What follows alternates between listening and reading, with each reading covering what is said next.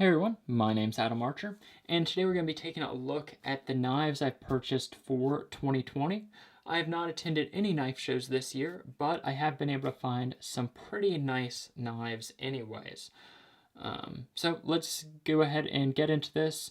First we'll be showing kind of the knives with boxes that I have, then we'll be taking a look at some of the new Daltons that I purchased, so they don't come with boxes. And then we'll be taking a look at some of the yard sale, kind of cheaper knives at the very end of this video. First off, we're actually going to be taking a look at one of the things I purchased at a yard sale, but it's not a knife. And it's this right here. This is a out the front single action comb that I'd been wanting for a little bit. I have a display case where on the bottom I have a bunch of like the super automatics, the NATO militaries, and just automatics from the 80s, and I had been wanting to search one of these out. So how this works is you depress the little button here, press the comb into the handle. Once it clicks, it is ready to fire. Simply press the button, and it shoots out that comb.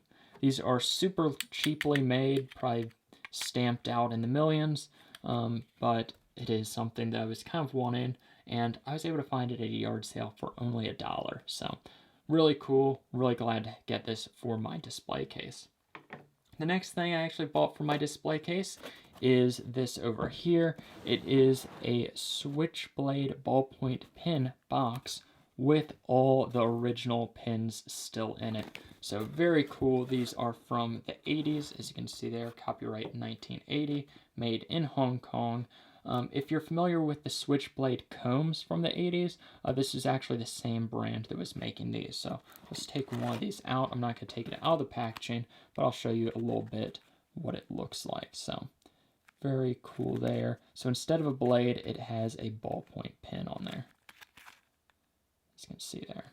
Very cool. Really glad to be able to add this to my collection, or in this case, to my display case. Really adds some flair to it.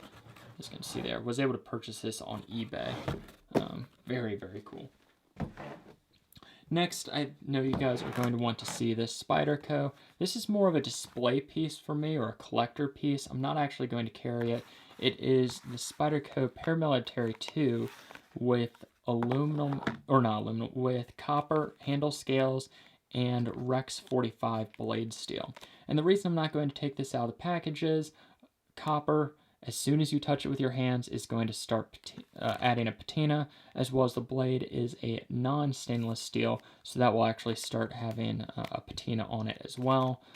For this knife, I'm going to keep it in its package until I can find a good place to display it.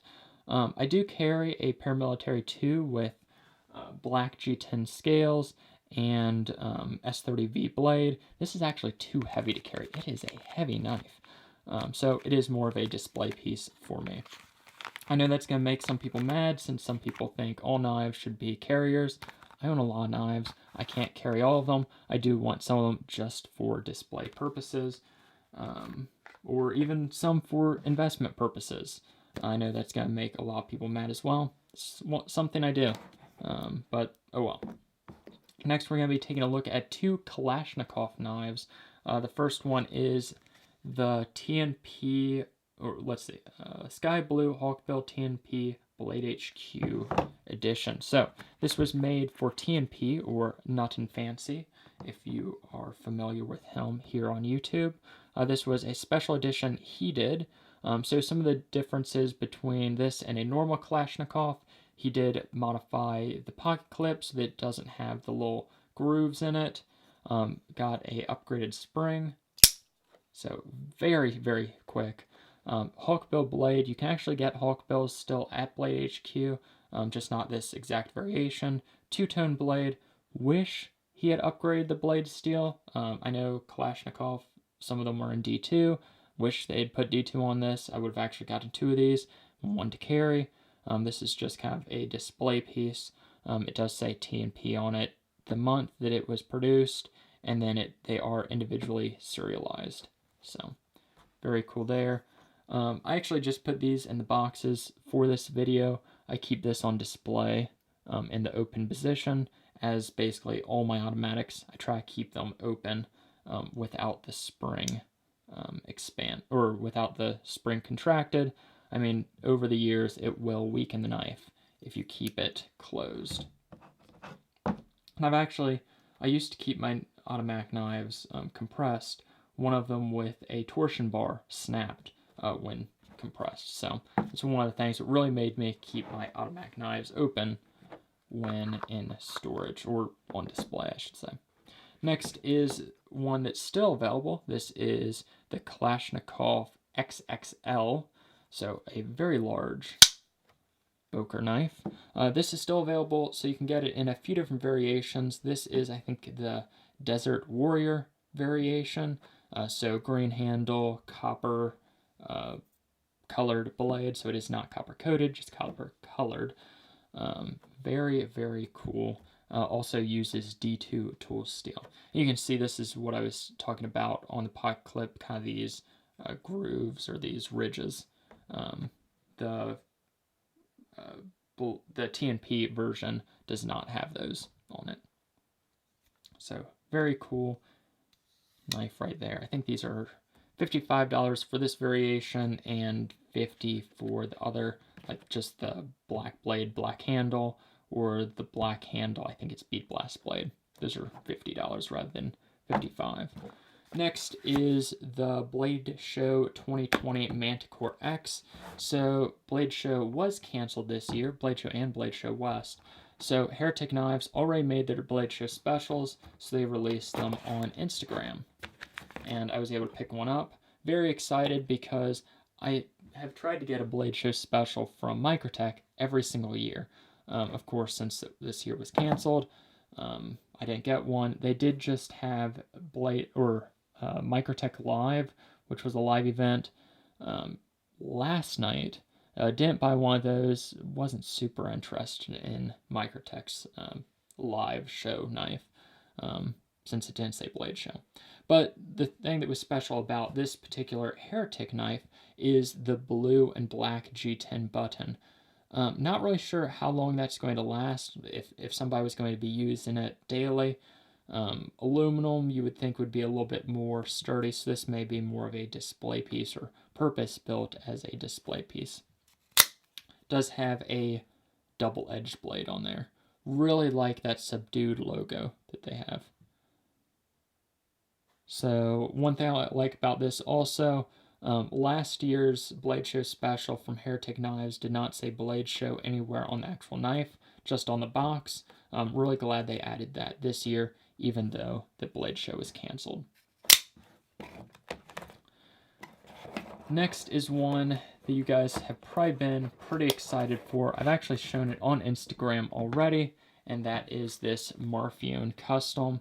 They do a fantastic job at building kind of an experience around a knife, just in the packaging.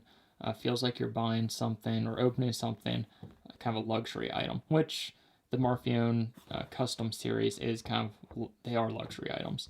So this is the SOCOM Elite Auto DLC two-tone stonewash Borka pattern, mil-spec anodized Stingray inlay with DLC hardware, and it's number 8.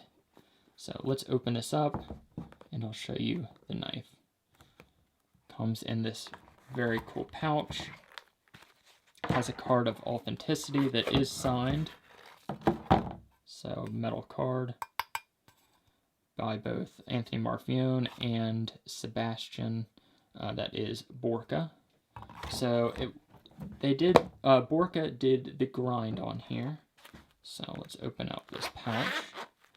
You have a very cool Velcro stainless steel patch on there. And let's open that up. There we go. Very cool knife.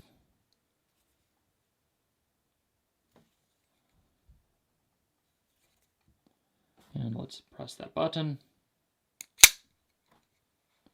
You see that blade. So as I mentioned before, it has the Stingray handle inserts. Basically the standard SOCOM Elite handle, just with those inserts and the DLC coated hardware. Blade is really where this is special. You have, it's hand ground by Borka, and then it has this kind of stone appearing pattern on there. Very cool knife. Make sure you can see that. Just very attractive. It is a two-tone finish, so you have kind of the actual grind, or where it would be ground. You have a stone wash finish with a DLC over top of it, and then for where they did kind of the stone pattern or the Borka pattern, that is more of a satin finish with the DLC coating. And this is, if you notice, it's a different than a standard DLC. It's a very nice looking pattern on there, even if my camera won't focus on it. There we go. Just a very attractive knife in my opinion.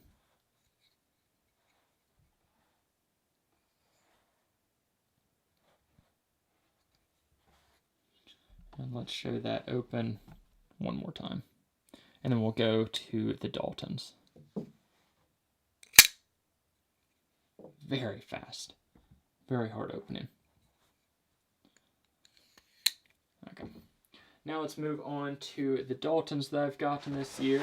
It's actually been a pretty good year for buying Daltons. So first off, this was one that I purchased very early in the year. This is a Mini Millennium, a single action out the front. Very quick. It is a sub 2-inch blade, so California legal. Has the skull and FTW engraving on it. It was somewhat disappointing that this one had been modified. The person tried to put, I guess, like a satin finish on it, and it's not in the best condition. Of course, it has been carried by the previous owner, but when you're able to find something at just a fantastic price, you just have to jump on it, even if it is used.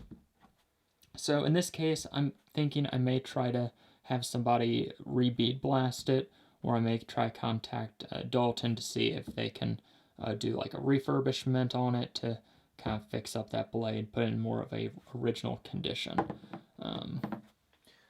Next, we have a very, very unique knife. This is a Dalton AFO, or Armed Forces Only. I own 2 other ones of these, but what makes this special is the ram horn inserts on the handle, file work, and I actually emailed Dalton and asked, is this file work original? He said yes. We have serrations, kind of unique serrations on there, and a little bit of a grind that's unique. So just a very cool knife all around. I think this is a rather early one. The person I purchased it from said they bought it at a Soldier of Fortune show in Las Vegas, I think in '92. I don't know if his year was correct because I think it was the next year when Dalton actually started making these in production. So I don't know if this may have been like a first run prior to him actually releasing a bunch of these knives, and maybe this one was handmade. I don't know, or it may have just been that they got their dates wrong in terms of when he went to the show and purchased this. I don't know, but it is a very unique knife. And it wasn't even labeled as a Dalton when I purchased it. Next is the only knife that I think I've ever traded for. This is the Safe to Carry, which has a very unique opening and closing mechanism. So it has a liner lock, so you can see there. So to press that, pull back on the lanyard, and then to close it all the way, you push forward on this, and then rock your thumb back until you hear a click, and then you can push back on there. So to deploy the blade, you push forward on the safety. It's kind of a spring actuated safety, and then rock your thumb back. Well, there we go. Had to kind of adjust my arm for the camera. Very cool blade on there, 2-tone finish, so you have the satin and the bead blast. And this one does feature a pocket clip, which I guess a decent amount of Daltons have pocket clips, but some of the single action, well, I don't know. ignore what I was just saying. But it does have a pocket lip. I'm going to put these back down and grab the next Dalton. So the next one you have already seen. This is the Dalton dog face. I had been wanting a dog face for a very long time. I'd actually been hunting for the single action or the single edge, and this is the double edge version. So still happy with it. Keep it in my display case, but had really been wanting the single edge version. So let's show how that works. You depress the button, pull back on the lanyard, and then it is a out the front automatic knuckle knife. So very sharp, little spikes there. I do have a full video on this knife. If you're wanting to see videos on any of the other knives, let me know, and I will consider making that, or maybe I'll post a video on Instagram showing the knife. I don't know. But this was one of the first knives I picked up this year. This has been a long year, so I at first thought it was last year that I got that. A very crazy knife, and then we'll get into kind of the yard sale knives, is this one, the Assassin. So what makes this crazy is not only the blade length on this, it is a 6-inch blade, as you can see there, but that it is a side opening double edge automatic. So both sides are ground very sharp, and the way you close this is first you push the button, and then you have this little area right there that's unsharpened, unground. Once you hear that click, it's in the locked position. So you want to keep your fingers away from the handle, or the open part of the handle, when you deploy this knife, or it will cut you. And then you press the button, and the blade shoots out. So kind of scary even for me to deploy the knife, because you have your fingers in the way of the blade once and you will get cut. Very crazy, but very cool at the same time. The Dalton Assassin, as you can see right there. Made in the USA, like all of the Dalton knives. Show that one more time.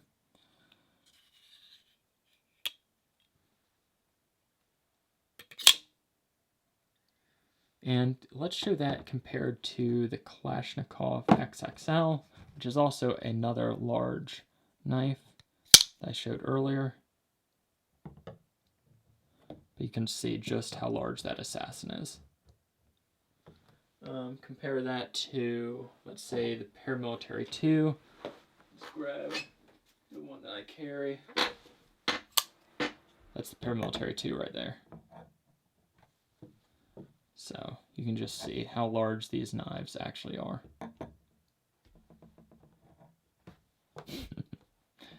Okay, so I've shown all of kind of the higher end knives. Let's take a look at some of the pieces that I've bought at yard sales. Nothing special really, but they are still knives that I've purchased recently. So just throw them all up there, and we'll talk a little bit about them. So first off is a Buck 119. Purchased this because I had not owned a plain Buck 119 previously. You can see this one's been used, needs to be cleaned, but I was able to get this for like $10 or $15. I was like, hey, might as well get it. The sheath is basically ruined. I may try and make a Kydex sheath for it after I clean the knife up. Really can't go wrong. The only other 119 I own has a gold titanium nitride finish on it, so I thought I might as well add this to my collection. Can't go wrong. Next is a Spyderco with H1 steel. So,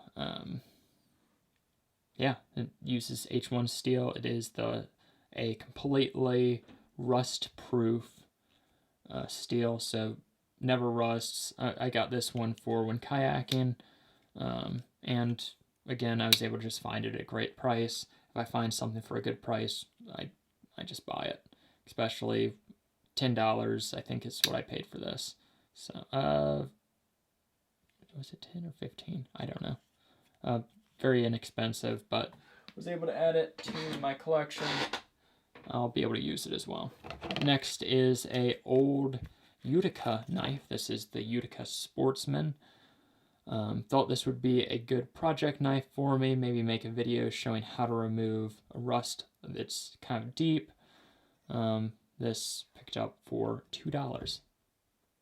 Couldn't believe that I got it for that cheap, but sheath also is in very poor condition. Maybe looking into a way to restore the leather on here, or maybe I'll make a new sheath for it. Who knows? Thought it would be a good project knife. Couldn't go wrong for the price. Next is a CRKT rescue hook with a 02 wrench on it. Really don't have anything to say about this. Not really sure why I bought it, other than the price, I guess. $5. Meh. Probably won't ever look at that one again. Maybe give it away or something. And last is a machete. Very cool sheath on this, and that's why I bought it. Just very cool sheath. It has been used, it appears. Really wish that it still had the sticker on there. Would have been cool to have that. But you can see the brand Collins & Co. in Guatemala. You can see that. Maybe you can't see it. Oh well. But it does say Collins & Co. Guatemala on the stamp. Anyways, those are the knives I purchased for 2020. Hopefully you enjoyed. I'm going to get a glass of water because my throat is now killing me from talking this much. If you're wanting to see any of these knives in its own video, please let me know, and I will try to film it. See you guys later. Have a great day.